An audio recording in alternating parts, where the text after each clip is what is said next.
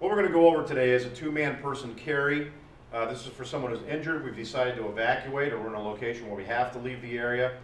He's injured. We'd like to bring him with us. This is the most simple, effective carry we can do. It doesn't place a lot of problems on the individual and a lot of stress that is injured.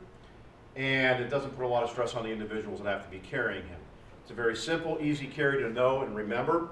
All I'm going to do in order to lift his upper body is I have to get him in position to do that.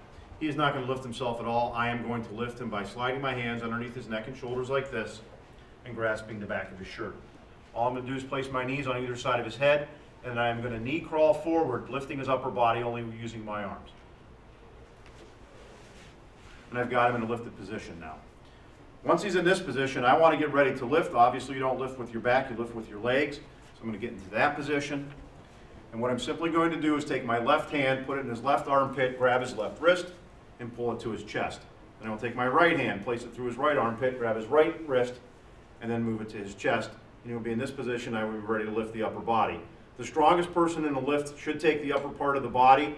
That's going to be the heaviest part of the carry. The weaker person should have the leg area. You lay back down. In the leg area, what we're going to do is we're going to do one of two things. Number one, I may have something I can use as a strap, a belt, a cord, something to put through his legs.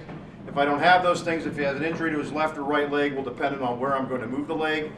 If he has an injury in his left leg, what I will do is take the left leg and cross the foot gingerly over the right one. So it provides stability to the leg when we're carrying. Obviously, if he's injured on the right, we would reverse that. What I can do, one method, is I can use my hand, I can wrap it around the pant leg itself, ball it up, and get a very tight grip on that lower pant leg. When we do the lift, the person in the back has control. Once I'm in position and they are in position, the person in the rear controls the lift. They would say something similar to 1, 2, on 3, we're going to lift. 1, 2, 3, then we would both stand up. The person in the front who's carrying the legs will carry with their weak hand. They'll keep their strong hand available. So if you're left-handed, you would carry with your right hand. If you're right-handed, you would carry with your left hand.